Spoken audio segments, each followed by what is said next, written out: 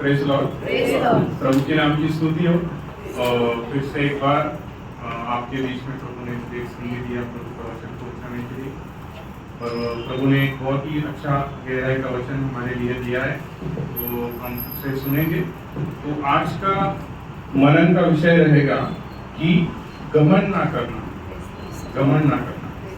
तो उसके लिए हम एक वचन पढ़ेंगे, याकूब का पत्री, उसका 4 अध्याय और उसका 6 वचन।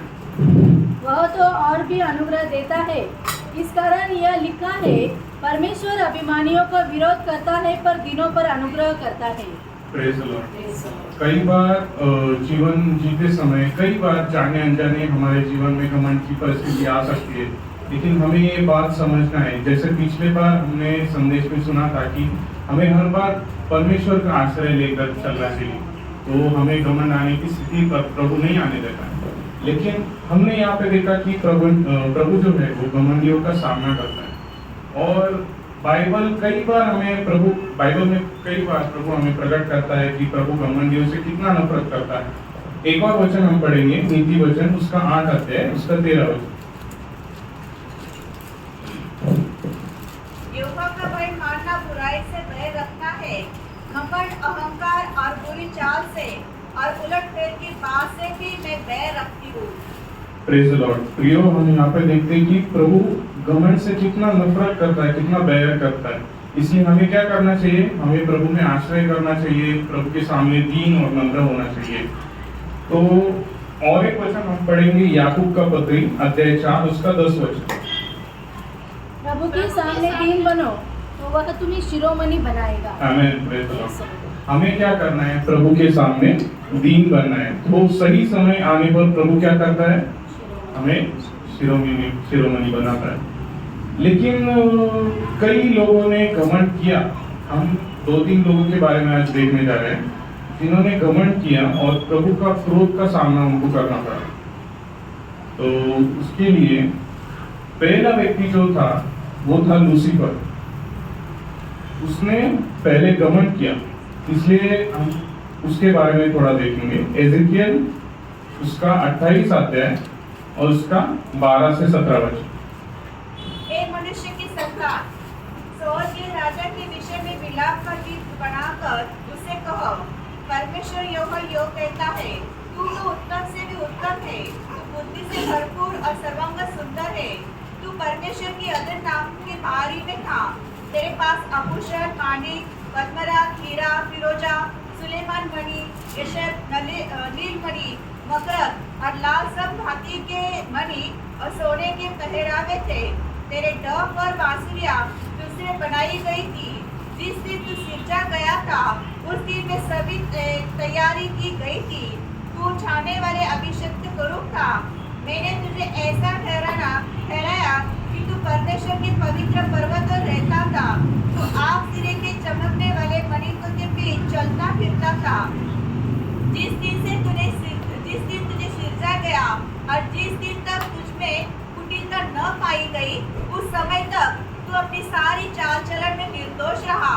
परंतु लेन देन की बहुताई के कारण तू उपद्रव से भरकर पापी हो गया। इसी से मैंने तुझे अपवित्र जानकर परमेश्वर के पवित्र पर्वत से उतारा। और हे छाने वाले कुरूप, मैंने तुझे आग सरीखे से चमकने वाले मणियों के बीच से नष्ट कर दिया है। सुंदरता के कारण तेरा मन फूल उठा था और वैभव के कारण तेरी बुद्धि बिगड़ गई थी। मैंने तुझे भूमि पर पटका दिया और राजाओं के सामने तुझे रखा कि वे तुझको देखें। 12 वचन में जब हम पढ़ते हैं तो वहाँ पे ये कहता है कि तू तो उत्तम से भी उत्तम है, तू बुद्धि से भरपूर और सर्वांग सुंदर है। मतलब यहाँ पर जब हम लूसीफर के बारे में थोड़ा सा देखते हैं तो क्या पढ़ते हैं कि वो बहुत बुद्धिमान था, बहुत बुद्धिमान था। और स्वर्ग में मतलब वो जब भी टहलता था, इधर उधर जाता था, तो उसकी बुद्धि का प्रयोग बाकी के स्वर्गदूतों पर करता था। वो बहुत बुद्धिमान था, क्योंकि यहाँ पर नीचे लिखा है कि लेन देन की बहुतायत के कारण तो फूल उठा। वो इतना बुद्धिमान था, तो ऐसा क्या हुआ कि वो गिर गया? इसके लिए हम एक वचन पढ़ेंगे, एजेकियल उसका 28 का 17 वापस एक बार। सुंदरता के तेरा मन फूल उठा था और वैभव के कारण तेरी बुद्धि बिगड़ गई थी। मैंने तुझे भूमि पर पटक दिया और राजाओं के सामने तुझे रखा कि वे तुझको देखे। उसकी बुद्धि भ्रष्ट हो गई। मैं इसे पढ़ा 17 वचन में, क्योंकि जब किसी के ऊपर कोई अगर एक वस्तु में अच्छा होता है तो उसको घमंडी होने का बहुत एक अवसर होता है। तो जब लूसीफर ये देखता था कि मेरे जैसा कोई सुंदर नहीं है, मेरे जैसा कोई बुद्धिमान नहीं है, तो उसे घमंड होने का अवसर आया उसके मन में। और उसने क्या किया, एजेकिएल उसका 28 अध्याय और उसका दूसरा वचन का फर्स्ट पार्ट। हे मनुष्य के संतान, स्वर्ग के प्रधान से कहो, परमेश्वर यहोवा यो कहता है, तूने मन में भूलकर यह कहा है, मैं ईश्वर हूँ, मैं समुद्र के बीच परमेश्वर के आसन पर बैठा हूँ। देखो, अभी यहाँ पर हम देखते हैं कि ये निर्मिति थी प्रभु, और प्रभु ने इसको बहुत सुंदर बनाया था, बहुत बुद्धिमान बनाया था, और ये केरूब था। लेकिन जब इसके मन में कैसे आया, देखो प्रभु के खिलाफ इसने क्या किया, उसने मन में फूल कर ये कहा, मैं ईश्वर हूँ, मैं समुद्र के बीच परमेश्वर के आसन पर बैठूंगा, बैठा हूँ। अभी जिस प्रभु ने मुझे बनाया, जो मेरा प्रभु है, उसके विषय उसने कैसा विचार किया। तो कई बार मतलब लोगों के संसार के भी मतलब हम देखते हैं कि कई बार लोगों के दिल में बहुत ऐसे ख्याल आता है कि मैं जो हूँ सबसे अच्छा हूँ, मुझसे अच्छा कोई नहीं। और कई बार वो ये बात भूल जाता है कि प्रभु ने मुझे बनाया है, प्रभु ने मेरी सृष्टि की है, प्रभु ने मुझे एक विशेष उद्देश्य से बनाया है। लेकिन कई बार इंसान ये बात को भूल जाता है और अपने मन में गलत गलत विचार करने लगता है और प्रभु की राह से भटक जाता है। तो ये क्या कारण हो जाता है, उसकी घमंडी बनने का कारण हो जाता है। इसलिए हम और उसके बारे में थोड़ा पढ़ेंगे।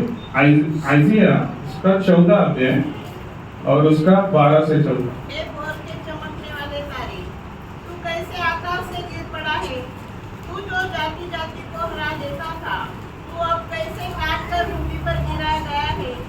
तू मन में कहता तो था, मैं स्वर्ग पर चढ़ूंगा, मैं अपने सिंहासन को ईश्वर के तारांगण से अधिक ऊंचा करूंगा और उत्तर दिशा को छोड़कर सभा के पर्वत पर गिराऊंगा।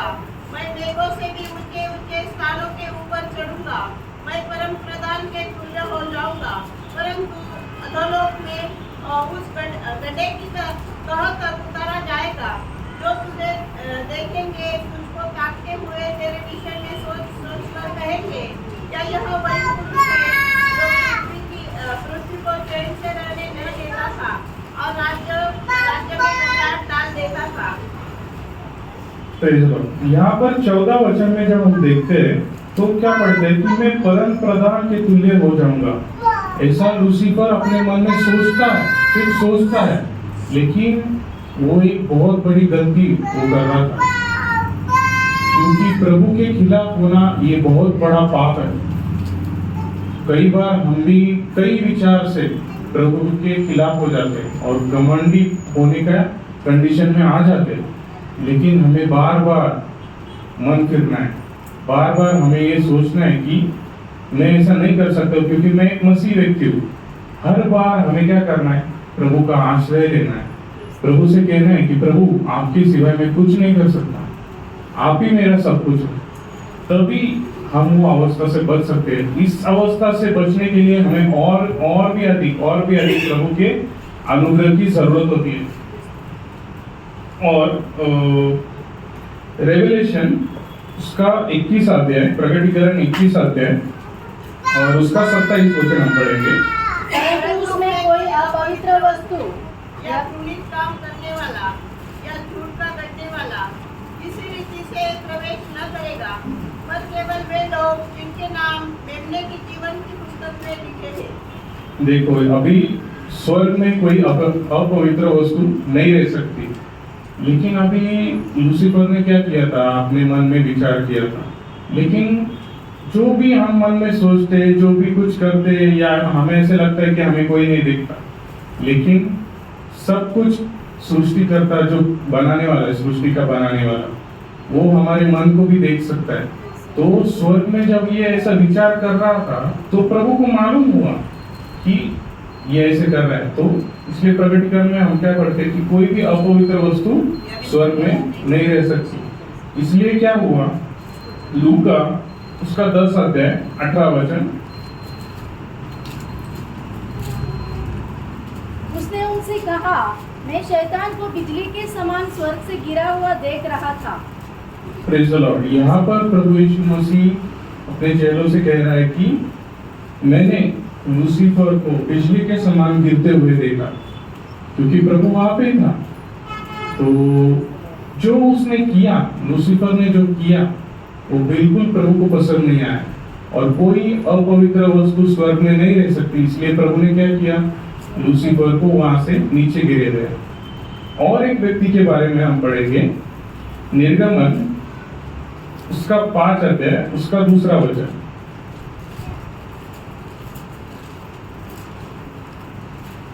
तेव्हा फारो म्हणाला, आपण परमेश्वर की ज्याचे ऐकून मी इस्रायलास जाऊ द्यावे, मी त्या परमेश्वराला जाणत नाही आणि इस्रायलास काही जाऊ देणार नाही।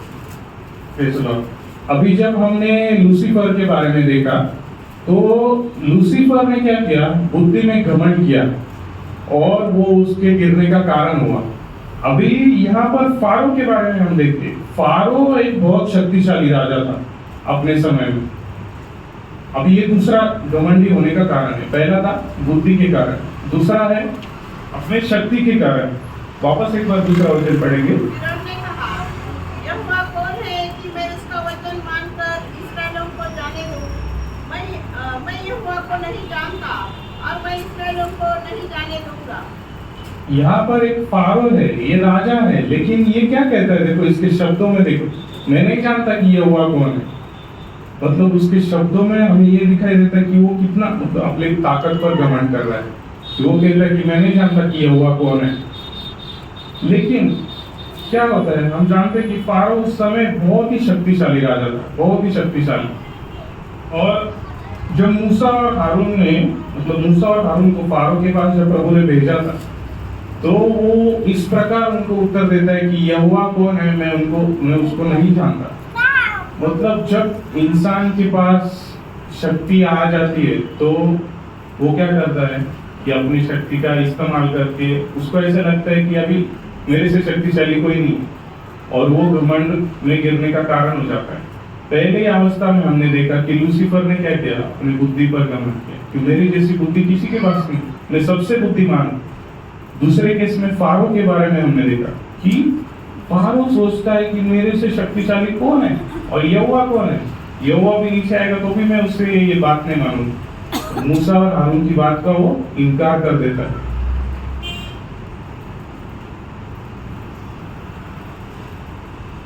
कई बार हम यहाँ पर देखने वाले हैं कि कई बार फारो को, मतलब प्रभु मूसा और हारून के द्वारा समझाने की कोशिश करता है कि मेरे लोगों को जाने दो, मेरे लोगों को जाने दो। लेकिन फारो क्या करता है, अपने मन को कठोर करता है और वो बिल्कुल वैल्यू नहीं करता है कि सामने वाला कौन है, मैं उससे नहीं डरता। तो वो बात को बिल्कुल ये नहीं करता और अपने आप मन को और कठोर करता है, कठिन करता है और प्रभु की बात का इनकार करता है। और मूसा और हारून का भी मतलब वो बात नहीं मानता है। वो कहता है कि यहोवा कौन है, मैं नहीं मानूंगा। अभी हम यहाँ पर देखने जा रहे हैं कि फारो ने मतलब कितनी बार मतलब उसको वार्निंग दी थी कि मेरे लोगों को जाने दो, मेरे लोगों को जाने दो। लेकिन फारो अपने मन को और कठिन करते गया और कठिन करते गया। शुरुआती में क्या हुआ कि प्रभु ने फारो को एक चांस दिया था कि मेरे लोगों को जाने दो, मेरे लोगों को जाने दो। तो उसने क्या किया, अपने मन को कठोर किया। और कई बार प्रभु की वार्निंग आ रही थी, प्रभु उसको समझा रहा था कि अपने मन को कठोर मत करो। लेकिन उसने क्या किया, प्रभु की बात को नहीं माना। तो फिर अभी बारी थी प्रभु की। प्रभु ने क्या किया, फिर प्रभु ने उसका मन कठोर करना शुरुआत किया। पहले उसको चांस दिया था प्रभु ने कि अपने मन को कठोर ना करना, लेकिन उसने अपना मन कठोर किया, उसने प्रभु की बात नहीं मानी। तो फिर प्रभु ने क्या किया, उसके मन को कठोर करना शुरुआत किया। इसलिए हम कई थोड़े से वचन के द्वारा देखेंगे। निर्गमन उसका 7 अध्याय और उसका 8 से 13 तक। फिर यहोवा मूसा और हारून से इस प्रकार कहा, जब फिरौन तुमसे कहे अपने प्रमाण का कोई चमत्कार दिखाओ, तब हारून से कहना अपनी लाठी लेकर फिरौन के सामने डाल दे कि वह अजगर बन जाए। तब मूसा और हारून ने फिरौन के पास जाकर यहोवा की आज्ञा के अनुसार किया। और जब हारून ने अपनी लाठी फिरौन और उसके कर्मचारियों के सामने डाल दी, तब वह अजगर बन गई। तब फिरौन ने पंडितों और टोना करने वालों को बुलवाया और मिस्र के जादूगरों ने आकर अपने अपने तंत्र मंत्र से वैसा ही किया। उन्होंने भी अपनी अपनी लाठी को डाल दिया और वे अजगर बन गई। पर हारून की लाठी उनकी लाठियों को निगल गई। परंतु फिरौन का मन और हठीला हो गया और यहोवा के वचन के अनुसार उसने मूसा और हारून की बातों को नहीं माना। Praise the Lord. यहाँ पर 13 अध्याय में 13 वचन में हम देखते हैं कि और यहोवा के वचन के अनुसार उसने मूसा और हारून की बातों को नहीं माना। और एक वचन हम पढ़ेंगे 7 अध्याय उसका 22 वचन। निर्गमन 7 का 22। तब मिस्र के जादूगरों ने भी तंत्र मंत्र से वैसा ही किया, तो भी फिरौन का मन हठीला हो गया और यहोवा के कहने के अनुसार उसने मूसा और हारून की न मानी। तो भी फिरौन का मन हठीला हो गया। उसका 8 अध्याय और उसका 15 वचन। परंतु जब फिरौन ने देखा कि अब आराम मिला है, तब यहोवा के कहने के अनुसार उसने फिर अपने मन को कठोर किया और उसकी न सुनी। जब उसने देखा कि अभी आराम मिल गया, अभी कुछ नहीं, तो उसने क्या किया? वापस अपने मन को कठोर किया। उसका 8 अध्याय उसका 19 वचन। तब जादूगरों ने फिरौन से कहा, यह तो परमेश्वर के हाथ का काम है। तो भी यहोवा के कहने के अनुसार फिरौन का मन कठोर हो गया और उसने मूसा और हारून की बात न मानी। तो भी यहोवा के कहने के अनुसार उसने नहीं किया और अपने मन को कठोर किया। उसका 8 अध्याय का 32 वचन। तब फिरौन ने इस बात पे अपने मन को कठोर किया और उन लोगों को जाने न दिया। उसका 9 अध्याय का 7 वचन। और फिरौन ने लोगों को भेजा, पर इस्राएलियों के पशुओं में से एक भी नहीं मरा था। तो भी फिरौन का मन कठोर हो गया और उसने उन लोगों को जाने न दिया। उसका 12 वचन। तब यहोवा ने फिरौन के मन को कठोर कर दिया और जैसा यहोवा ने मूसा से कहा था, उसने उसकी न सुनी। उसका 34-35 वचन। परंतु यह देखकर कि मेघ और ओले और बादल का गरजना बंद हो गया, फिरौन ने अपने कर्मचारियों समेत फिर अपने मन को कठोर करके पाप किया।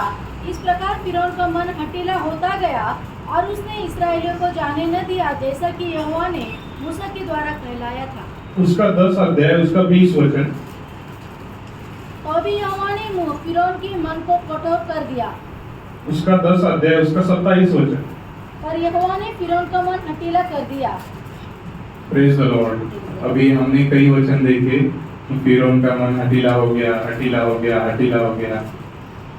लेकिन एक परे से प्रभु फिरौन का जब मन जो है वो हठीला हो रहा था, कठोर हो रहा था, तो एक और क्या हो रहा था कि प्रभु चमत्कार पे चमत्कार इस्राएल लोगों को दिखा रहा था और मिस्री लोगों को दिखा रहा था। फिरौन भले ही अपने मन को कठोर कर रहा था, लेकिन कोई और व्यक्ति के लिए प्रभु क्या कर रहा था? उसका चमत्कार दिखाकर उनके मन में विश्वास उत्पन्न कर रहा था कि भले ही फिरौन के जैसे शक्तिशाली राजा भी होगा और वो अगर तुम पर इतना प्रभावशाली है, लेकिन मैं स्वर्ग में विराजमान हूँ। हमारा प्रभु कौन है? राजाओं का राजा। यहाँ पर पृथ्वी पर कोई भी राजा की इतनी ताकत नहीं है कि प्रभु के शब्द से आगे जा सके। अधिकार जो है वो ऊपर से आता है। यहाँ पर ऐसे नहीं कि फारो अपने मन को कठोर कर रहा था, फारो अपने मन को कठोर कर रहा था। उसके पीछे एक रीजन था, उसके पीछे एक कारण था। भले ही वो अपने मन को कठोर कर रहा था और बाद में प्रभु ने उसके मन को कठोर किया, लेकिन क्या हुआ? जब जब वो अपने मन को कठोर कर रहा था, तब तक प्रभु अपना सामर्थशाली हाथ वो इस्राएलियों को दिखा रहा था, मिस्री लोगों को दिखा रहा था कि इस्राएल का परमेश्वर जीवित परमेश्वर है, उसमें वो सब शक्ति है जो राज करने के लिए योग्य है, क्योंकि राज करने के लिए योग्य सिर्फ एक ही व्यक्ति, वो हमारा प्रभु यीशु मसीह। जब इस्राएली लोगों का भी विश्वास तब कमजोर था, क्योंकि फारो उन पर बहुत जुल्म करता था, तो इसलिए क्या हुआ कि प्रभु को उनके मन में विश्वास उत्पन्न करने के लिए कई कार्य करने पड़े, कई चमत्कार करने पड़े। तभी क्या हुआ, जब जब एक एक चमत्कार को वो देखते थे तो क्या होता था कि उनके मन में और विश्वास बढ़ता था, क्योंकि पूरे मिस्र में वो चमत्कार होते थे, लेकिन मिस्र में ऐसे पार्टीशन हो गया था कि जो भी विपत्ति आती थी वो सिर्फ मिस्रियों पर ही आती थी, इस्राएल लोग सुरक्षित थे क्योंकि वो प्रभु में थे, उनका आश्रय प्रभु में। जब जब वो देखते थे कि प्रभु हमारे बीच में कार्य कर रहे हैं, तभी उनका विश्वास और बढ़ते गया, और बढ़ते जाता था, और बढ़ते जाता था। और क्या हुआ कि फारो के भी कई लोग थे कि वो भी देख रहे थे, लेकिन क्या हुआ कि उन्होंने अपना मन कठोर किया, फारो ने भी अपना मन कठोर किया। प्रभु कई बार हमें संधि देता है, कई बार हमें जीवन में संधि देता है, जब भी उद्धार होने के पहले कई बार प्रभु सुसमाचार हम तक पहुंचाता है, लेकिन क्या होता है कि कई बार कई लोग सुसमाचार का इनकार करते हैं। प्रभु उनके पास आकर उनको बोलता है कि बेटे मुझे ग्रहण कर लो, लेकिन तब क्या होता है, वो अवस्था में लोग ग्रहण नहीं करते प्रभु, उनका मन कठोर हो जाता है, उनको प्रभु की बात की कोई वैल्यू नहीं होती कि प्रभु मेरे लिए ये जगत में आया, प्रभु मेरे लिए मरा क्रूस पर मेरे पापों के खातिर। तभी शैतान क्या करता है, जो अविश्वासी है उनके मन को कठोर करता है। उसके लिए हम एक वचन पढ़ेंगे, 2 कुरिन्थी उसका 4 अध्याय और उसका 4 वचन। और उन अविश्वासियों के लिए जिनकी बुद्धि इस संसार के ईश्वर ने अंधी कर दी है, ताकि मसीह जो परमेश्वर का प्रतिरूप है, उनके तेजो में सुसमाचार का प्रकाश उन पर न चमके। Praise the Lord. ये संसार का जो सरदार है वो क्या करता है कि अविश्वासियों के मन को अंधा कर देता है, ताकि मसीह के सुसमाचार को वो लोग नहीं सुन सके। कई बार हम लोगों को सुसमाचार सुनाने का प्रयत्न करते, कई बार हम सुसमाचार बताते, लेकिन कई लोग क्या करते हैं कि वो सुनते नहीं, वो सुसमाचार का इनकार कर देते हैं। उनको ऐसा लगता है कि हमें प्रभु की जरूरत नहीं, हम अपने आप से जी सकते हैं। लेकिन वो जो प्रेम का संदेश हम उन लोगों तक पहुंचाते हैं, उन लोगों को वो बात की वैल्यू नहीं होती। क्यों ऐसा होता है? क्योंकि उनमें एक प्रकार का घमंडी होता है, घमंडी अंतकरण होता है। इस बार इसलिए क्या होता है कि वो लोग सोचते हैं कि हमें अच्छा बुद्धि है, हमें अच्छा शक्ति है, हमारे पास बहुत धन है, तो लोग क्या सोचते हैं कि हमें कोई प्रभु की जरूरत नहीं, हम अपने बलबूते पर जीवन जी सकते हैं। लेकिन वो ये नहीं समझते कि एक दिन मृत्यु आएगा और मृत्यु के बाद हम कुछ नहीं ले जा सकते।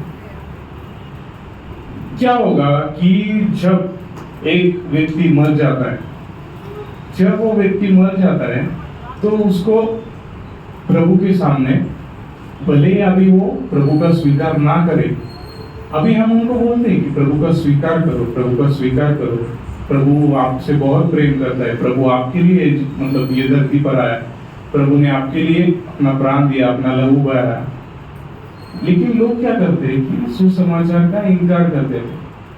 लेकिन जो लोग इस अवस्था में अभी धरती पर रहते समय जब प्रभु उनको सुसमाचार उन तक पहुंचाता है और वो सुसमाचार को ग्रहण करते हैं, तो क्या होता है, जब हम सुसमाचार को ग्रहण करते तो हम क्या होते हैं, प्रभु के अधीन हो जाते हैं और प्रभु को अपना प्रभु और उद्धारकर्ता स्वीकार करते हैं। और तभी हम क्या करते हैं, प्रभु के अधीन होकर अपना जीवन बिताते हैं। लेकिन जो लोग सुसमाचार का इनकार नहीं करते हैं और अपना जीवन बिताते हैं और मर जाते हैं, तो उनका क्या होता है, जब भी वो मरेंगे तो एक दिन ऐसा आने वाला है कि प्रभु यीशु मसीह वो सिंहासन पर विराजमान होकर न्याय करने वाला है। तभी जिस व्यक्ति ने प्रभु का स्वीकार नहीं किया, भले अभी लोग बोलते कि हमें प्रभु की कोई जरूरत नहीं, लेकिन एक समय ऐसा आने वाला है कि उनको घुटने टेक कर प्रभु कबूल करना ही पड़ेगा। लेकिन फिर भी उनको बचने का चांस है क्या? नहीं है। मतलब जीवन एक ही है और उसके बाद मृत्यु है।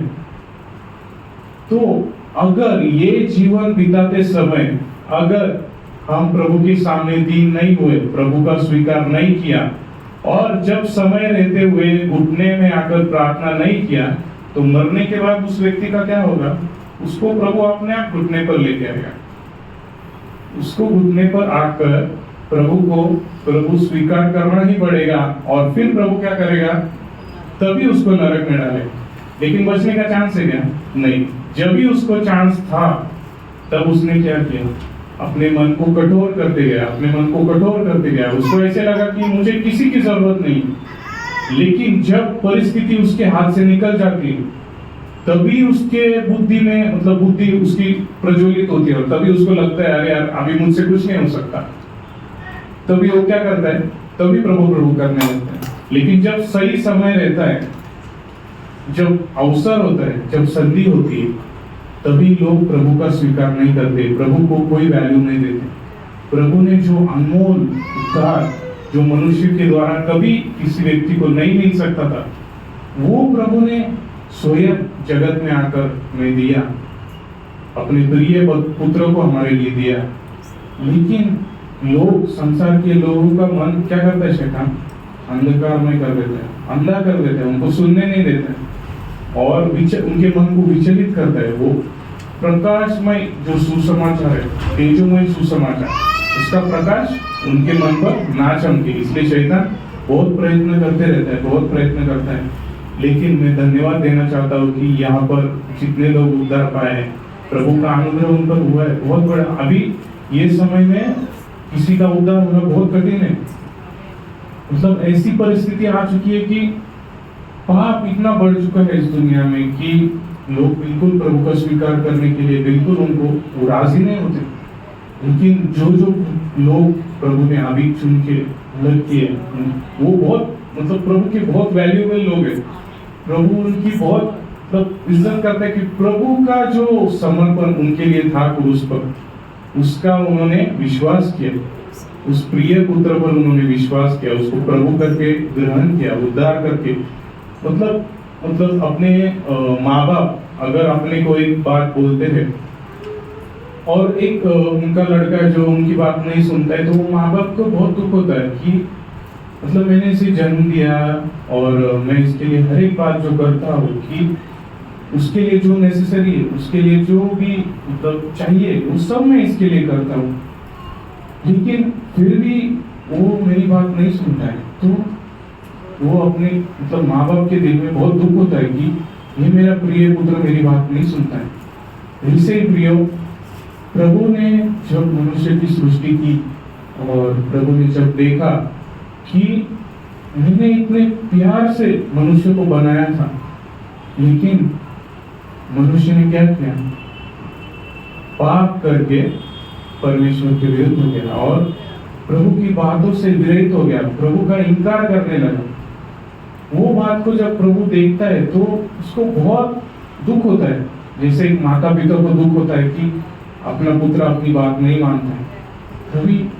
अभी भी हमारा पिता जब स्वर्ग से देखता है तो उसे अभी भी दुख होता है कि मैंने अपने प्रिय पुत्र को इनके लिए भेजा, लेकिन ये लोग क्या कर रहे हैं कि अपने मन को और भी कठोर कर रहे हैं। मैंने जो इनके लिए किया वो बात को ये बिल्कुल इज्जत नहीं करते।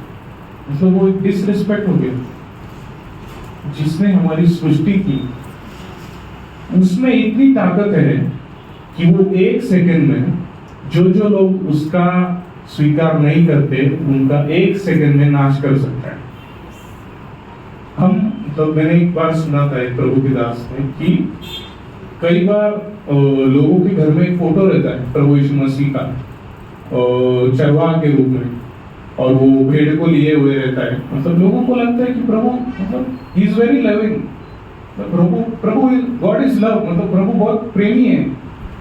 कई लोगों के मन में वही बात बैठी है कि प्रभु बहुत प्रेमी है, yes he is loving, but क्या है कि प्रभु प्रेम है, प्रभु प्रेम है। हम वो फोटो में मतलब रोमन कैथलिक लोगों के घर में फोटो रहता है कि प्रभु यीशु मसीह का है क्या, और उसके सब चरवा वो ऐसे एक लकड़ी लेके और एक भेड़ उसके कंधे पर होता है, वो लोगों को वही लगता है। जब मैं मुंबई में रहता था ट्रेनिंग के लिए, तो मैं मतलब एक पीजी में रहता था और वो लोग रोमन कैथलिक थे, तो उनके घर में ना ऐसे ऊपर ऐसा फोटो लगा था प्रभु यीशु मसीह का, और उसको मतलब एक जीरो का बल्ब होता है ना, तो उसके सामने, तो हर रोज वो उसका उनका करते थे, और उनको लगता था कि ये करके अपन सब कुछ कर सकते, मतलब उनके गले में बड़ा क्रॉस और खाना पीना और शराब पीना, लेकिन शाम को क्या करने का, एक बार आके उसको प्रेस करने का, बस अब ये हो गया, फिर वापस रूटीन में क्या करने का, जो करते हैं वही करने का। तो मैं सोचता था कि ये लोग कैसे, मतलब प्रभु को ऐसे, मतलब उनको लगता है कि प्रभु प्रेम है और जो भी अभी हम कर सकते वो करेंगे और एक बार वापस से माफी मांग लेंगे। लेकिन मैंने प्रभु के दास से सुना था कि ये लोगों के घर में फोटो रहता है और उनको लोगों को लगता है कि प्रभु यीशु मसीह बहुत प्यारा है, बहुत प्रेमी है, लेकिन वो अगर ठान ले तो प्रभु का दास कहता है कि वो हमारे, अगर जो लोग उसका विरोध करते और उसके वचन का अविश्वास करते हैं, तो जो लोग उसकी बात नहीं मानते उन लोगों की वो उनको समाप्त कर सकता है 1 ही सेकंड में, क्योंकि वो ज्वलनशील है, वो अपनी महिमा किसी और को नहीं देता, वो धर्मी है। इसीलिए जब प्रगटीकरण में हम देखते हैं कि वो अंत में न्याय करने वाला है, तो जब वो न्याय करेगा, तो पहले प्रभु यीशु मसीह ये जगत में जब आया तो मेमना था, हमारे लिए एक मेमना था, और लोग भी समझते कि मेमना था, लेकिन लोग ये बात भूल जाते हैं कि वो एक यहूदा गोत्रा का सिंह भी है, मतलब मेमने का रूप वो लेकर आया, लेकिन वो एक सिंह भी है। जब वो ये जगत में आया तो उसने सब सह लिया, हमारे लिए सब सह लिया, उसने कोई बात की परवाह नहीं की, हमारे लिए सब सह लिया। लेकिन जब वो अभी अंत में न्याय करने वाला है, तभी न्याय करने का अधिकार पिता उसको दे देगा। अभी क्या हो रहा है कि जब भी लोग स्वीकार नहीं करते प्रभु का, या मसीह लोग भी जब पाप में पड़ते, तो क्या होता है कि प्रभु हमारे लिए विनती कर रहा है, अभी भी कंटिन्यूअसली वो विनती करते रहता है पिता के लिए। लेकिन एक समय ऐसा आने वाला है कि न्याय करने का अधिकार प्रभु यीशु मसीह के हाथ में पिता देने वाला है। तो अभी जो मध्यस्थी करने वाला है वो अभी न्यायासन पर बैठेगा। तो अभी मध्यस्थी करने वाला कौन है? अभी जो मध्यस्थी कर रहा है, सपोज मतलब ये वकील लोग जो होते हैं, वो एक ही व्यक्ति का केस लड़ते, तभी वो उसकी बहुत मतलब उसके बाजू से बहुत उत्तर प्रत्युत्तर करते हैं।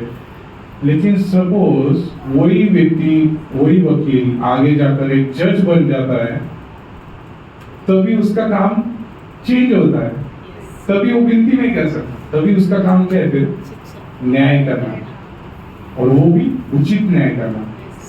जब भी वो अभी हमारी मध्यस्थी कर रहा है, हमारी वकालत जब तक कर रहा है, तभी तक समय है कि प्रभु का स्वीकार करे, क्योंकि जब भी वो वकील जब न्यायाधीश बन जाएगा, तभी किसी को ये कहने की भी मतलब हिम्मत नहीं है कि प्रभु ये गलत है।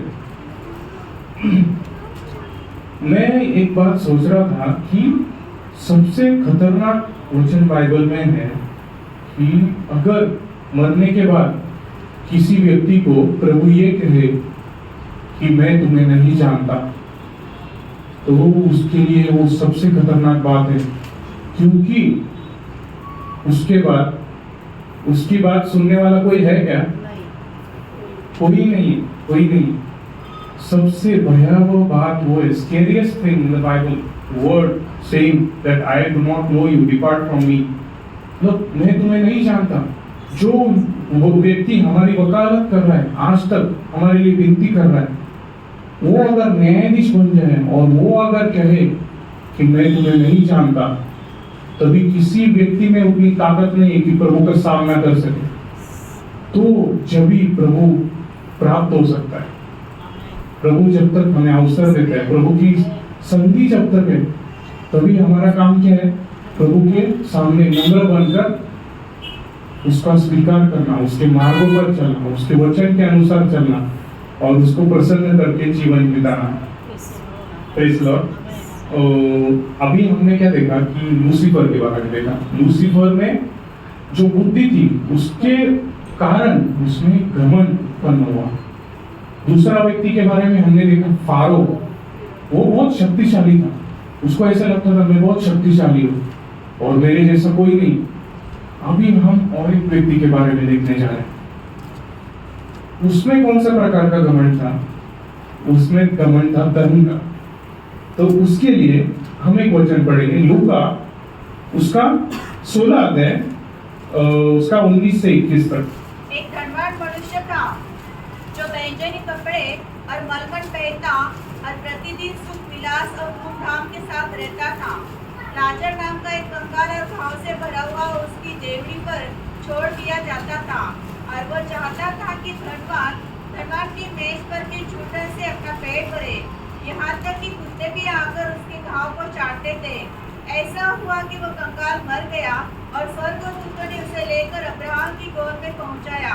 वह धनी भी मर गया और गाड़ा गया और अधोलोक में उसने पीड़ा में पड़े हुए अपनी आंखें उठाई और दूर से अब्राहम की गोद में लाजर को देखा। जब उसने पुकार कर कहा, हे पिता अब्राहम, मुझ पर दया कर कि लाजर को भी भेज दे, ताकि वह अपनी उंगली का सिरा पानी में भिगोकर मेरे जीभ को ठंडा करे, क्योंकि मैं इस ज्वाला में तड़प रहा हूँ। परंतु अब्राहम ने कहा, हे मेरे पुत्र, स्मरण कर कि तू अपने जीवन में अच्छी वस्तुएं ले चुका है और वैसे ही लाजर बुरी वस्तुएं, परंतु अब वह यहाँ शांति पा रहा है और तू तड़प रहा है। इन सब बातों को छोड़, हमारे और तुम्हारे बीच एक भारी गड्ढा ठहरा गया है कि जो यहाँ से उस पार तुम्हारे पास जाना चाहे वह न जा सके और न कोई यहाँ से उस पार हमारे पास आ सके। उसने कहा, हे पिता, मैं तुझसे विनती करता हूँ कि तू उसे मेरे पिता के घर भेज, क्योंकि मेरे 5 भाई हैं और वह उनके सामने इन बातों की गवाही दे। ऐसा न हो कि वे भी इस पीड़ा की जगह में आए। अब्राहम ने उसे कहा, उनके पास तो मूसा और भविष्यवक्ताओं की पुस्तक है, वे उनकी सुने। उसने कहा, नहीं हे पिता अब्राहम, पर यदि कोई मरे हुए से उनके पास जाए तो वे मन फिराएंगे। उसने उसे कहा, जब वे मूसा और भविष्यवक्ता की नहीं सुनते, तो यदि मरे हुए में से जो कोई भी उठे तो भी उसकी नहीं मानेंगे। Praise Lord. प्रिय, हमने यहाँ पर एक पैसेज देखा जिसमें हमने देखा कि एक धनी व्यक्ति था, धनवान व्यक्ति। उसका नाम बाइबल में नहीं दिया है, कई बार हमने सुना है, लेकिन लाजरस का दिया है।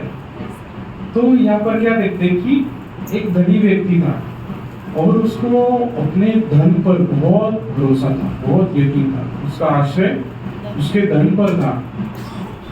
लेकिन वो जब वो धन उसका स्वामी बन गया था इनडायरेक्टली, उसको भी ये पता नहीं चला। प्रभु भी हमें अगर धन देता है तो हमें उसे गुलाम बना के रखना चाहिए, वो प्रभु के महिमा के लिए उपयोग में आना चाहिए। लेकिन यहाँ पर हम देखते हैं कि भले वो धनवान था, लेकिन इनडायरेक्टली वो धन उसके ऊपर प्रभुत्व करता था और उसको अपने धन पर बहुत भरोसा था। लेकिन प्रभु का वचन क्या कहता है? मत्ती उसका 6 अध्याय उसका 24 वचन, कोई मनुष्य तो स्वामियों की सेवा नहीं कर सकता, क्योंकि वह एक से भय और दूसरे से प्रेम रखेगा, या एक से मिला रहेगा या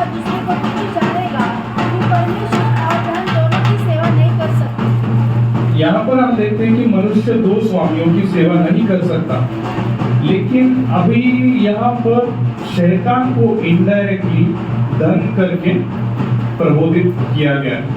तो कोई व्यक्ति प्रभु और शैतान दोनों की सेवा नहीं कर सकता। अभी सपोज दो बातें एक साथ नहीं हो सकती। अभी यहाँ पर लाइट जो चल रही है, तो अगर यहाँ पर ज्योति है पूरी, लेकिन अगर हम यहाँ पर सब लाइट्स बंद कर दें तो यहाँ पर क्या हो जाएगा? अंधेरा हो जाएगा, तो पूरा अंधकार हो जाएगा ना, तो ज्योति पूरी जाएगी। लेकिन जब हम अंधकार करेंगे, यहाँ पर ये हॉल में पूरा अंधकार हो गया, सपोज इमेजिन यहाँ ये हॉल में पूरा अंधकार हो गया, लेकिन एक भी, अभी यहाँ पर बहुत सारे ट्यूबलाइट्स हैं, लेकिन एक भी ट्यूबलाइट अगर वो अंधकार की अवस्था में हमने जलाई तो क्या होगा? ज्योति आ जाएगी। ऐसे होगा क्या कि अंधकार भी है ज्योति भी है? नहीं, जब अंधकार में ज्योति प्रज्वलित होती है तो अंधकार अपने आप निकल जाता है। जब हमारा जीवन अंधकार में था और प्रभु ने हमारे हृदय में अपना वचन जब प्रज्वलित किया, अपना आत्मा हमें दिया, तो अंधकार हमारे जीवन से चला गया। तो अभी ऐसे नहीं कि थोड़ा अंधकार थोड़ा लाइट, ऐसे नहीं। अगर लाइट आया तो अंधकार होने की बिल्कुल संभावना नहीं, क्योंकि लाइट एक ही काफी वो पूरे अंधकार को भगाने के लिए। उस प्रकार वचन हमारे जीवन में इतना प्रज्वलित हुआ, उसीलिए हमारा उद्धार हुआ। और जब हमने वो वचन का स्वीकार किया, प्रभु को अपना प्रभु और उद्धारकर्ता स्वीकार किया, तभी हमारे मन में क्या हुआ? वो लाइट प्रज्वलित हुआ। और वो ऐसे एक ट्यूबलाइट ऐसे है कि एक ट्यूबलाइट, एक बल्ब या एक जीरो का बल्ब नहीं, वो बहुत ही तेजोमय प्रकाश है जिसके सामने कोई ताकत टिक नहीं सकती। पहला यूहन्ना 4:4 क्या कहता है? हे बालकों, तुम परमेश्वर के हो और तुमने उन पर जय पाई है, क्योंकि जो तुम में है वह उससे जो संसार में है बड़ा है। हमें ये मेरा बहुत फेवरेट वचन है, जो तुम में है उससे बड़ा मुझ में है। तो यहाँ पर हम ये धनी व्यक्ति के बारे में देखते हैं। धन होना कोई बुरी बात है ऐसा नहीं, लेकिन प्रभु ने वो धन मुझे दिया है, इस बात का समझ रखते हुए वो धन का उपयोग करना। ये धनी व्यक्ति अब्राहम का एक पुत्र था, जैसे लाजरस भी अब्राहम का एक पुत्र था, वैसे ये धनी व्यक्ति भी अब्राहम का एक पुत्र था। लेकिन फिर गलती क्या हुई? इसने जो करना चाहिए था, जो नहीं वो नहीं किया उसने, और जो नहीं करना चाहिए था वो उसने किया। उसने क्या किया? उसके पास धन था, ठीक है, उसके पास धन था, लेकिन उसका कर्तव्य ये था कि जो वचन उसको मिला है, भविष्यवक्ताओं की किताब हम देखते हैं कि आदोलोक में उसको बताया जाता है, क्या उसने वो नहीं माना? नहीं माना, उसने वो नहीं माना। उसके पास धन था, ठीक है, प्रभु ने उसको धन दिया था, प्रभु ने उसके सामने एक लाजरस को भी रखा था, लेकिन वो अपने कर्तव्य को भूल गया। उसने वचन का पालन तो नहीं किया, लेकिन जो करने के लिए प्रभु ने उसके सामने एक उपाय रखा था कि ठीक है, अगर तू ये नहीं, तो ये तो भी प्रभु की एक अपेक्षा थी कि लाजरस को भी ये कर सकता, उसके लिए लाजरस को उसके दरवाजे के सामने रखा था, लेकिन ना उसने प्रभु के वचन का रिस्पेक्ट किया, उसका इनकार नहीं किया, प्रभु को तुच्छ जाना, उसने धन का उपयोग अपने सुख विलास के लिए किया। दूसरी बात उसने क्या किया? जो व्यक्ति को जो व्यक्ति की सेवा करने के लिए प्रभु ने उसके दरवाजे के सामने रखा था, वो भी करते हुए वो भूल गया। धन जब आता है तो वो इंसान की बुद्धि को भ्रष्ट कर देता है। कोई भी व्यक्ति हम ये दुनिया में देखते हैं कि अभी उसके पास बहुत सारा धन है, तो उसको ऐसे नहीं लगता कि अभी बस हो गया, अभी नाउ आई एम सेटिस्फाइड। उसको ऐसे नहीं, उसको ऐसे लगता है कि नहीं, अभी और चाहिए और चाहिए और चाहिए, और उसको रात में नींद भी नहीं आती, क्योंकि वो वही विचार में रहता है कि और कैसे प्रॉफिट कमाऊं, और कैसे प्रॉफिट कमाऊं। तो हमने यहाँ पर 3 व्यक्तियों के बारे में देखा। पहला था लूसीफर, उसने क्या किया? उसने अपनी बुद्धि पर घमंड किया। दूसरा व्यक्ति कौन था? फारो, तो उसने अपनी शक्ति पर घमंड किया। तीसरा व्यक्ति, अभी इसका नाम नहीं दिया, लेकिन धनवान व्यक्ति, उसने क्या किया? अपने धन पर भरोसा किया। तो ये 3 प्रकार के मुख्य घमंड हम जब देखते हैं कि ये अगर इंसान के अंदर आ जाए तो इंसान प्रभु का विरोधी हो जाता है। पहले वचन में हमने क्या पढ़ा था? याकूब का पत्री, उसका 4 और उसका 6 वचन। वो तो और भी अनुग्रह देता है, इस कारण यह लिखा है, परमेश्वर अभिमानियों का विरोध करता है पर दीनों पर अनुग्रह करता है। Praise the Lord. यहाँ पर हमने अभी 3 व्यक्तियों के बारे में देखा कि उन्होंने अलग अलग प्रकार का घमंड किया और प्रभु से बलवा कर बैठे, प्रभु के खिलाफ पाप कर बैठे। अभी हम एक व्यक्ति के बारे में देखने जा रहे हैं कि वो घमंड में गिर सकता था, लेकिन प्रभु ने उसे बचाया। 2 कोरिन्थी इसका 12 अध्याय 7 से 10। इसलिए कि मैं प्रकाशनों के बहुत ऐसे फूल न जाऊं, मेरे शरीर में एक कांटा चुभाया गया, अर्थात शैतान का एक फूल कि मुझे घुसे मारे, ताकि मैं फूल न जाऊं। इसके विषय में मैंने प्रभु से 3 बार विनती की कि मुझसे ये दूर हो जाए, पर उसने मुझसे कहा, मेरा अनुग्रह तेरे लिए बहुत है, क्योंकि मेरी सामर्थ निर्बलता में सिद्ध होती है। Praise the Lord. अभी ये व्यक्ति बहुत खतरनाक प्रकार से घमंड में गिरने वाला था, लेकिन प्रभु के अनुग्रह की दृष्टि उस पर हुई, नहीं तो हमें भी वो प्रकाश नहीं मिलता था। जो मंडली का प्रकाश था वो किसे मिला था? पौलुस को मिला था। लेकिन अगर वो घमंडी हो जाता तो प्रभु को आदि में अंत जानने वाले प्रभु को मालूम है, इसलिए क्या किया? प्रभु ने कांटा उसके जीवन में रखा था। अभी प्रभु क्या करता है? अभी उसके चुने हुए लोग जो होते हैं तो उनमें घमंड आ सकता है, कभी भी कई प्रकार के घमंड अभी हमने देखे। अब ये जो घमंड था वो आत्मिक घमंड उसको आ सकता था कि उसको इतना प्रकाशन था, उसको इतना प्रकाशन दिया था प्रभु ने कि वो कभी भी फूल सकता था, और अगर वो फूल जाता था तो क्या होता था? प्रभु के खिलाफ घमंड कर बैठता था, और प्रभु के खिलाफ जो घमंड करता है उसका प्रभु सामना करता है। अभी ये व्यक्ति प्रभु के बहुत उपयोग में आने वाले, ये प्रभु को मालूम था, और अगर ये मेरे खिलाफ हो गया तो जो कार्य आगे होने वाला है मंडली के बनाने के लिए वो स्टॉप हो जाएगा। इसलिए प्रभु ने क्या किया? उसके जीवन में कांटा रखा। और एक वचन हम पढ़े वापस, उसका 10 वचन हम पढ़ेंगे। इस कारण मैं मसीह के लिए निर्बलताओं में और निंदाओं में और दरिद्रता में और उपद्रवों में और संकटों में प्रसन्न हूँ, क्योंकि जब मैं निर्बल होता हूँ तभी बलवंत होता हूँ।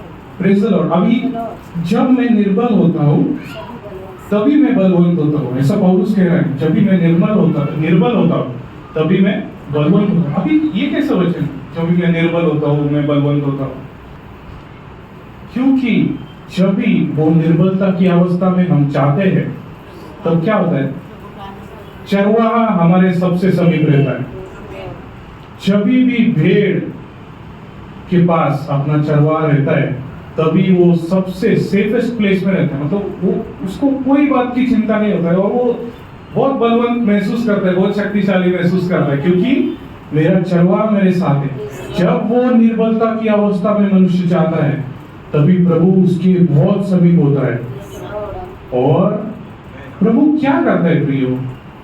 घमंड ना आने के लिए प्रभु को मालूम है, आदि में अंत जाने वाले प्रभु को मालूम है, अगर ये मेरे चुने हुए बेटे में अगर घमंड आ गया तो मुझे इसका सामना करना पड़ेगा। तो इसलिए प्रभु क्या करता है? प्रभु उसका प्रबंध पहले से ही करके रखता है। जैसे यहाँ पर हमने देखा कि पौलुस के जीवन में प्रभु ने कांटा रखा, क्योंकि अगर वो घमंडी हो जाता तो जो कार्य महिमा क्या प्रभु के लिए करना था वो उसके जीवन में नहीं होता था। अभी घमंडी होने के कॉन्सिक्वेंसेस, मतलब 3 प्रकार के घमंड हमने देखे, जो बुद्धि का था, जो शक्ति का था और जो धन का था। अब ये घमंड में ना गिरने के लिए प्रभु हमें कैसे बचाता है? प्रभु क्या करता है? हमारे जीवन में कष्ट भेजता है। कष्ट तभी क्या होता है, जब कष्ट या शत्रु हमारे जीवन में आ जाते हैं ना, मतलब जब नहीं रहते ना, तो हमें बहुत ये रहता है कि नहीं, कुछ भी हो जाए मैं इसका सामना कर सकता हूँ।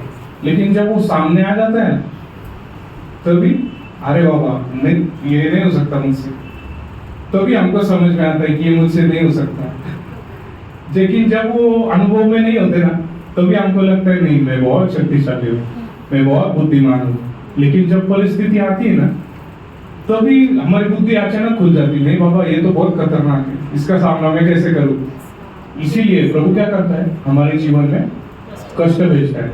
अभी सपोज एक चींटी जा रही है, चींटी जब जाती है तब उसके सामने पानी थोड़ा आगे, और जब हम ऊपर से देखते हैं तो हमें पता चलता है कि आगे पानी है, लेकिन वो चींटी को उसको बहुत दूर दिखता है कि अभी आगे जैसा उसको थोड़ा थोड़ा ही दिखता है ना, क्योंकि तो उसको क्या लगता है अच्छा रास्ता है, अच्छा रास्ता है, तो चलते रहते हैं। लेकिन उसको ये नहीं पता कि आगे पानी है या आगे आग है। लेकिन हम जो मनुष्य ऊपर से देखते हैं तो हमें दिखता है अरे अरे चींटी गलत डायरेक्शन में जाने वाली है अभी। वैसे ही जब भी हम चलते हैं ना जीवन में, तभी हम चलते हैं तो हमें लगता है कि सब अनुकूल है, सब अच्छा चल रहा है। लेकिन ऊपर से जो देख रहा है उसको मालूम है कि सब अच्छा, इसको लगता है सब अच्छा चल रहा है, लेकिन अगर ये ऐसे ही चलते अगर रहेगा ना, तो इसके लिए खतरनाक बात, इसका नाश हो जाएगा। क्योंकि वो ऊपर से देख रहा है, हम नीचे से देख रहे हैं, हमको लगता है नहीं कुछ नहीं, सब अच्छा है। लेकिन ऊपर से देखने वाले हमारे पिता को सब मालूम है, उसको हमारी चिंता है। इसलिए वो क्या करता है, पहले से हमारे चींटी के सामने कुछ रख दिया तो क्या होगा, वो चींटी डाइवर्ट हो जाएगी। वैसे प्रभु क्या करता है, हमारे जीवन में कष्ट देता है, क्योंकि हम प्रभु के खिलाफ नहीं होना चाहिए। प्रभु को हमारी बहुत चिंता है, इसलिए प्रभु क्या करता है, प्रभु हमारी डायरेक्शन चेंज करता है, क्योंकि वो हमारा सच्चा चरवा है, वो हमारी रखवाली करता है, उसको हमारी चिंता है। अगर हम भटक जाए, वो बिल्कुल सह नहीं सकता, क्योंकि उसने हमारे लिए बहुत बड़ा दाम दे दिया है जो हम कोई विचार नहीं कर सकते, वो सोच नहीं सकता। इतना अनमोल दान उसने दिया है, और अगर वापस से हम वो नाश के मार्ग में जाने लगे, प्रभु वो बात सह नहीं सकता है। इसलिए प्रभु क्या करता है, हमारे जीवन में कष्ट भेजता है। अभी कष्ट आ गया तो अभी क्या करते हैं हम, अभी हमको पता चलता है कि हमसे कुछ नहीं हो सकता बाबा। पहले लग रहा था कि अब सब कुछ कर सकते, लेकिन कष्ट आने के बाद समझता है कि कुछ नहीं हो सकता मेरे से तो एक पत्ता भी नहीं हिल सकता। वही बात प्रभु को चाहिए कि तू मुझ पर आश्रय कर, जो भी तू करे वो अपनी बुद्धि पर, अपने बलबूते पर भरोसा करके नहीं करना, क्योंकि मैं तुम्हारा पिता हूँ। मुझ पर भरोसा कर, मैं तुम्हारे लिए वो मार्ग खोलूंगा, मुझ पर भरोसा करो। अपनी बुद्धि का सहारा बिल्कुल नहीं लेना, क्योंकि अगर तुम अपने बुद्धि में चलते रहोगे तो नाश की तरफ जाओगे।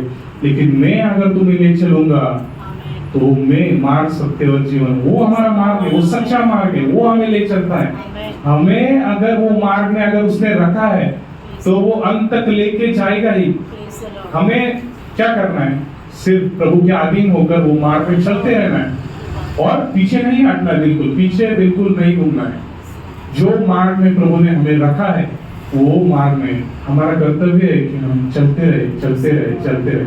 मैं उस दौड़ को पूरी करूं और वो उस मुकुट को पाऊं, तो एक और उसकी इच्छा, वही हमारी भी इच्छा होनी चाहिए कि जिस मार्ग में प्रभु ने हमें रखा है उस मार्ग में हमें नम्रता से, दीनता से प्रभु के अधीन होकर प्रभु का सहारा लेकर चलना चाहिए। जैसे हानोक प्रभु के साथ साथ चला, जैसे नूह प्रभु के साथ साथ चला, वैसे ही प्रियो इस जीवन में भी हमें प्रभु का सहारा लेकर चलना है। क्योंकि अगर हम अकेले ये जीवन में निकल पड़ेंगे वो रास्ते पर, तो शिकार करने के लिए शैतान वो रास्ते में है और हमें वो कभी भी फाड़ खा सकता है।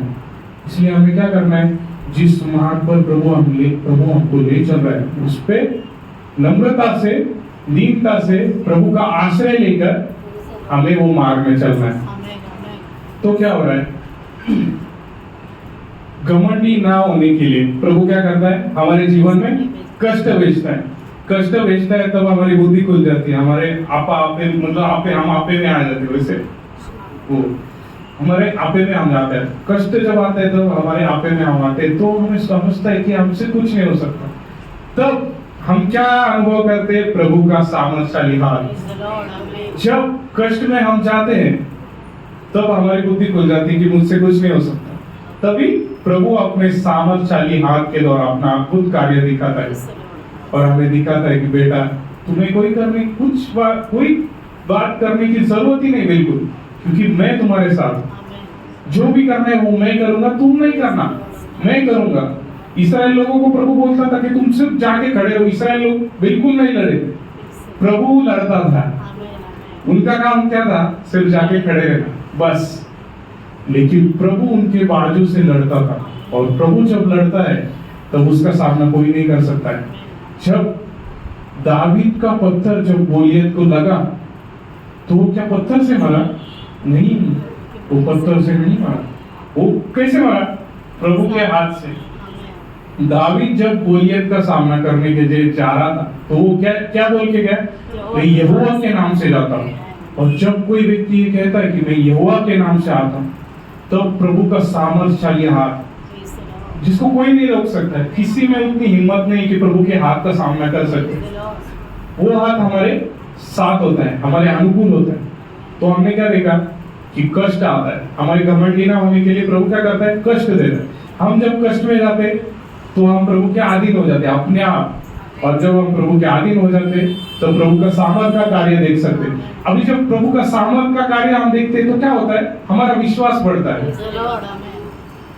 जब फारो को चमत्कार चिन्ह जब प्रभु दिखा रहा था तो एक एक चिन्ह देखकर मिस्री लोग और इस्राएल लोग बहुत मतलब इतना ये हो रहे थे, और जो इस्राएली लोग थे उनका विश्वास बढ़ रहा था कि ये मोशे जो बोल रहे हैं बाबा ये सच है, ये झूठ नहीं बोल रहे, क्योंकि प्रभु अभी ऊपर से दिखा रहा है अपना सामर्थ्यशाली हाथ। वैसे ही जब कष्ट में जाते तभी हमारा क्या होता है? हियाव बढ़ता है, क्योंकि हम वो कष्ट के अनुभव में प्रभु का सामर्थ्यशाली हाथ देख सकते हैं कि प्रभु हमारे साथ होता है तो कितना सामर्थ्यशाली कार्य कर सकता है।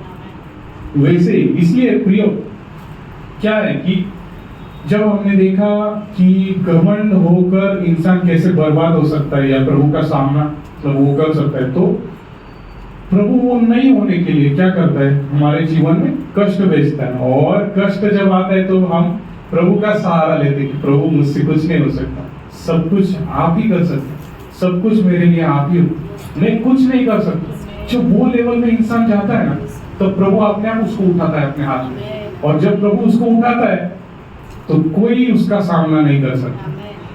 हमारा कर्तव्य क्या है?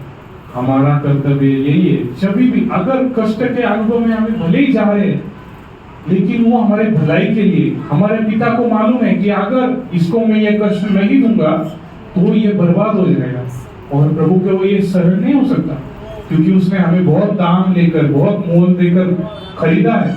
तो प्रभु की ये बिल्कुल मतलब प्रभु बिल्कुल ये सोच नहीं सकता कि इसका नाश हो, क्योंकि मैंने इसको इसके लिए बहुत दाम दिया है, मैं इससे बहुत प्यार करता हूँ, बहुत प्रेम करता हूँ। इसलिए प्रभु क्या करता है?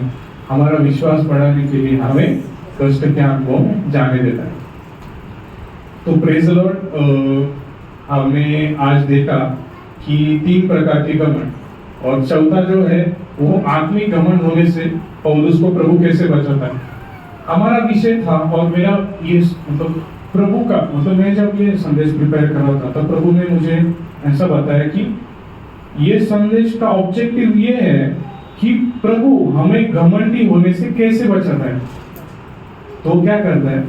हमारे जीवन में कष्ट देता है, और कष्ट ऐसे है कि हम मतलब 1 किलो ही उठा सकते हैं तो प्रभु 100 किलो देगा, ऐसे है क्या? नहीं, प्रभु को मालूम है कि हम कितना सह सकते हैं, हमारे सहने से ज्यादा बाहर प्रभु कभी नहीं देगा।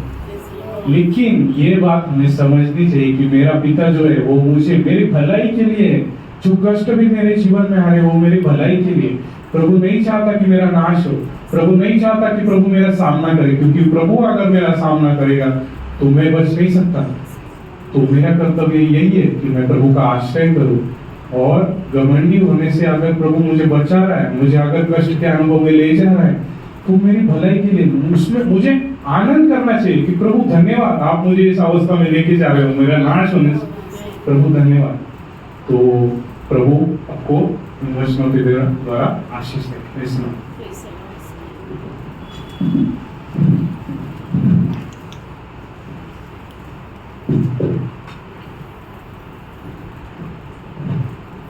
Praise the Lord.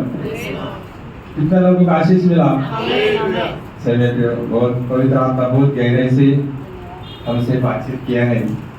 प्रभु हमको बहुत प्रेम करता है और उसका प्रेम का प्रमाण ये है कि वो हमारे जीवन में क्या करता है, अवसर देता है वचन को सुनने के लिए, समझने के लिए। और सबसे खास बात जो भाई ने भी बताया कि प्रभु हमको उस विनाश से बचाना चाहता है। एक बार दाऊद ने से कहा कि शत्रु के हाथ में गिरने से परमेश्वर के हाथ में गिरना अच्छा है, क्योंकि परमेश्वर रहम करेगा, लेकिन शत्रु रहम करेगा क्या? नहीं, वो तो एकदम कुचल के नाश कर देगा। क्योंकि उसकी बारे में ये बोले, चोर आता है चोरी करने के लिए, घात करने के लिए, नाश करने के लिए, लेकिन प्रभु यीशु मसीह कहते हैं मैं जीवन और बहुतायत का जीवन देने का है।